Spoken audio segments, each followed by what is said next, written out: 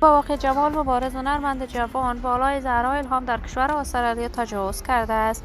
گفتنی‌های تازه زهرا الهام با چشمان پر ازش افشای حقایق و رازهای پشت پرده درباره زندگی جنجالی زهرا الهام در کشور استرالیا. دلیل سفر زهرا الهام به کشور استرالیا چی بوده است؟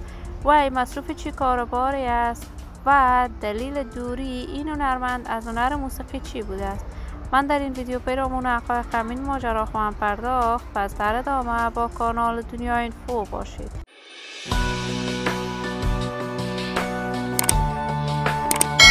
سلام و سلامتی نثار تک تک شما دوستان و همراهان ارجمند کانال دنیا اینفو. شما را خوش آمدید میگم با یکی دیگر از ویدیوهای جذاب دیدنی این کانال. اگر دوست کانال دنیا اینفو باشید پس برای حمایت بیشتر از این کانال علامت سابسکرایب را فشار دهید تا ویدیوهای دیگر کانال دنیا اینفو را از دست ندهید. زهرا الهام دختر خانم جوان چهره شناخته شده مطرح و محبوب در میان مردم افغانستان است. علاقمندان و دوستداران خاص خودش را دارد. زهرا الهام هنرمند جوان موفق و چهره شناخته شده کارهای هنر موسیقیش را از برنامه ستاره افغان تلویزیون طلوع آغاز کرد. وی بزرگ شده کشور پاکستان ولی اصالتا از افغانستان می باشد.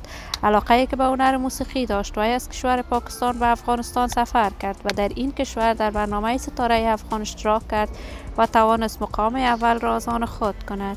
کارهای هنری زهرا الهام موجود حمایت گسترده افغانها قرار می گرفت. این همه در حالی است که زهرا الهام بعد از تحولات سیاسی حاکم در افغانستان رخت مهاجرت به کشور استرالیا است.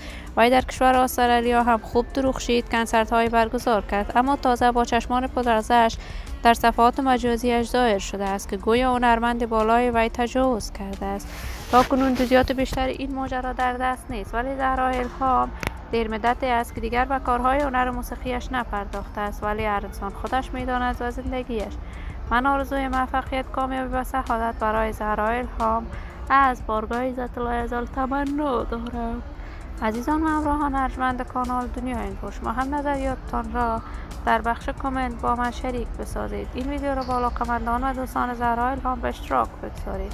اگر دوست کانال دنیا اینفو باشید پس برای حمایت بیشتر از این کانال علامت سابسکرایب را فشار دهید تا ویدیوهای دیگر کانال دنیا اینفو را از دست ندهید. تا درودی دیگر شما خوبان را بر لای منان امانت گذاشته موفق کامیاب باشید.